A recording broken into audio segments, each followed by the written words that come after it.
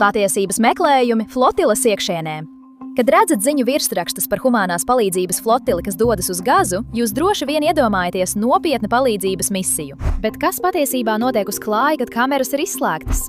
Vai tā ir patiesa palīdzība vai vienkārši inscenēta sabiedrisko attiecību akcija? Flotiles organizatoru galvenais apgalvojums dodoties uz Gazas krastiem ir tas, ka tā paredzēta, lai aizpildītu humanitārās palīdzības trūkumu. Tomēr plaisa starp organizatoru paziņojumiem un realitāti uz vietas ir ievērojama.